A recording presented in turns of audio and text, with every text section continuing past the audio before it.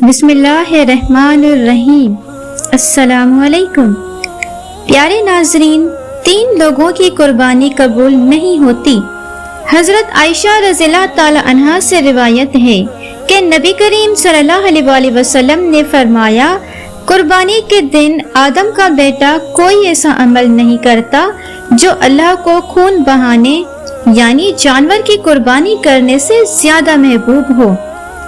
وہ جانور قیامت کے دن اپنے سینگوں، کھروں اور بالوں سمیت آئے گا، نیکی کے پلڑے میں رکھا جائے گا۔ قربانی کے جانور کا خون زمین پر گرنے سے پہلے اللہ کی بارگاہ میں انسان شرف قبولیت حاصل کر لیتا ہے، اس لیے خوش دلی سے قربانی کیا کرو۔ ایک مسلمان جس پر قربانی واجب ہو اور وہ قربانی کا جانور خریدے، پیسے خرچ کرے، جانور کی دیکھ بھال کرے اور عید الاضحیٰ کے دن اس جانور کو قربانی کی نیت سے ذبح کرے اور آخر اس کو پتہ چلے کہ اس کی قربانی قبول ہی نہیں ہوئی، قربانی ضائع ہو گئی، جانور کے پیسے ضائع ہو گئے، جانور کی خدمت کرنا ضائع ہو گیا۔ ناظرین، 3 لوگ ایسے ہیں جو قربانی تو کرتے ہیں مگر ان کی قربانی قبول نہیں ہوتی۔ حضرت سیدنا امام جعفر صادق رضی اللہ تعالی عنہ لوگوں کو درس قرآن اور قربانی کی فضیلت اور قربانی کے مسائل کے حوالے سے واضح نصیحت فرما رہے تھے کہ انہوں نے فرمایا، 3 بدقسمت لوگ ایسے ہیں جن کی قربانی اللہ تعالیٰ قبول نہیں فرماتا۔ لوگوں نے پوچھا، حضرت وہ 3 بدقسمت لوگ کون ہیں جن کی قربانی قبول نہیں ہوتی؟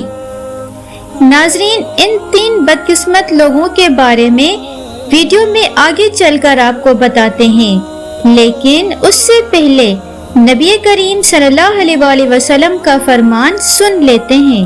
نبی کریم صلی اللہ علیہ وسلم ایک دن صحابہ کرام رضی اللہ تعالی عنہ سے دریافت کیا کہ یا رسول اللہ صلی اللہ علیہ وسلم، قربانی کیا ہے؟ آپ صلی اللہ علیہ وسلم نے فرمایا، قربانی تمہارے باپ دادا حضرت سیدنا ابراہیم علیہ السلام کی سنت مبارکہ ہے۔ یہ سن کر صحابہ کرام نے مزید پوچھا، یا رسول اللہ، اس پر ہمیں ثواب کتنا ملے گا؟ اس پر ہمیں نیکیاں کتنی ملیں گی؟ آپ صلی اللہ علیہ وسلم نے فرمایا کہ جانور کے ہر ایک بال کے برابر تم کو ایک ایک نیکی ملے گی۔ قربانی کے لیے تمہارا جتنا بڑا جانور ہوگا، جتنے بڑے جانور کے اوپر بال ہوں گے، ہر ایک بال کے برابر ایک ایک نیکی کا ثواب ملے گا۔ نبی کریم صلی اللہ علیہ وسلم نے اپنی پیاری بیٹی حضرت فاطمہ الزہرا رضی اللہ تعالی عنہا کو فرمایا، بیٹی فاطمہ اٹھو، قربانی کے جانور کے پاس رہو۔ آپ کے نام کا جو جانور اللہ کی بارگاہ میں قربان ہونے جا رہا ہے، اپنے گھر میں اس جانور کے بالکل قریب رہو۔ یہ سن کر حضرت فاطمہ رضی اللہ تعالی عنہا وجہ پوچھی کہ ابا حضور، اس میں کیا حکمت چھپی ہے کہ میں جانور کے پاس کیوں رہوں، بالکل قریب کیوں رہوں؟ آپ صلی اللہ علیہ وسلم نے فرمایا، بیٹی فاطمہ، وہ اس لیے کہ اس جانور کے خون کا پہلا قطرہ زمین پر گرتے ہی اللہ عز و جل تمہارے پچھلے تمام گناہوں کو مٹا دے گا، یعنی تمہارے تمام پچھلے گناہ ختم کر دے گا۔ اللہ اکبر۔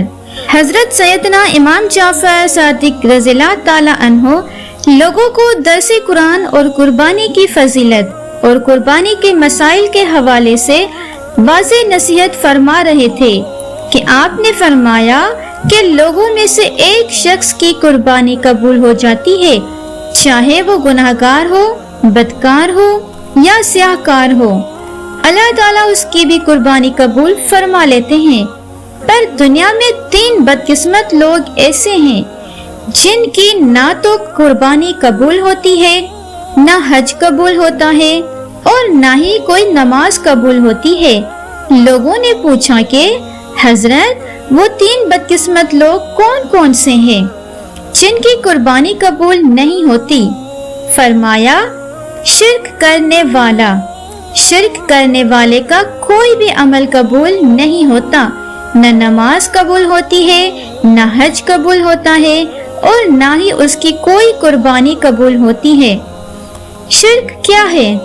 اللہ کے ساتھ کسی کو شریک ٹھہرانا، اللہ کے دروازے کو چھوڑ کر کسی اور کے دروازے پر جا کر بھیک مانگنا، مشکلات کا حل مانگنا، یہ شرک ہے۔ ہمارے معاشرے میں یہ بات عام ہے کہ بہت سارے لوگ پیروں فقیروں کے مزار پر جاتے ہیں اور وہاں جا کر سجدے بھی کرتے ہیں اور کہتے ہیں کہ بابا جی ہمیں اولاد نصیب فرما دے، ہماری مشکلات حل فرما دے، ہمارے دکھڑے دور فرما۔ نعوذ باللہ، یہ جو لوگ اتنا بڑا گناہ کر رہے ہیں، اس گھٹیا پریشانی کو سن کر جو اللہ کا ولی ہوتا ہے وہ بھی اس پر لعنت کر رہا ہوتا ہے۔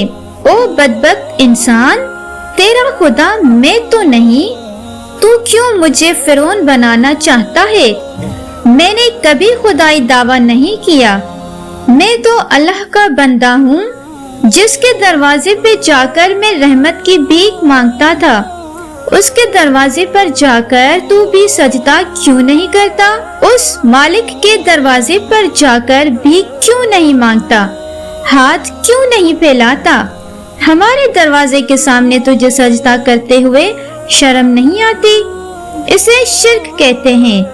نبی کریم صلی اللہ علیہ وآلہ وسلم نے صحابہ کرام سے فرمایا کہ شرک سے بچنا چاہیے، خواہ تمہارے ٹکڑے ٹکڑے کیوں نہ کر دیے جائیں، پھر بھی شرک نہ کرنا۔ شرک کرو گے تو یاد رکھنا تم لوگ تباہ و برباد ہو جاؤ گے۔ دنیا میں ہر گناہ کی معافی ہے لیکن شرک کی معافی نہیں۔ قیامت میں ہر گناہ کی معافی ہے لیکن شرک کی کوئی معافی نہیں۔ تمہارا کوئی بھی عمل قابل قبول نہیں ہوگا۔ انسان جب زنا کرتا ہے تو اللہ عز و جل کو بہت غصہ آتا ہے۔ اللہ تعالیٰ زمین انسان پر غضبناک ہو جاتا ہے۔ غضبناک کیوں ہوتا ہے؟ مومن جب زنا کر رہا ہوتا ہے تو اس وقت ایمان سے خالی ہو جاتا ہے۔ مومن جب چوری کر رہا ہوتا ہے تو اس وقت ایمان سے خالی ہو جاتا ہے۔ مومن جب جھوٹ بول رہا ہوتا ہے تو اس وقت ایمان سے خالی ہو جاتا ہے۔ اگر ایمان صحیح نہ ہو تو کسی کھاتے کا نہیں ایمان وہ جو تمہیں گناہ سے دور رکھے۔ اللہ عز و جل بے نمازی، چوری اور دیگر گناہوں پر بھی غضبناک ہوتا ہے، بہت غضبناک ہوتا ہے، لیکن اتنا غضبناک نہیں جتنا اللہ پاک شرک سے غضبناک ہوتا ہے۔ اللہ پاک سے دعا ہے کہ اللہ پاک ہمیں شرک سے بچنے کی توفیق عطا فرمائے۔ جب ایک انسان اللہ کا دروازہ چھوڑ کر غیر کے دروازے پر جا کر ہاتھ پھیلاتا ہے، جھولی پھیلاتا ہے، بھیک مانگتا ہے، خیرات مانگتا ہے اور مدد کے لیے اللہ کو چھوڑ کر دوسرے انسان کو بلکہ مرے ہوئے انسان کو پکارتا ہے تو اللہ پاک سب سے زیادہ غضبناک ہو جاتا ہے۔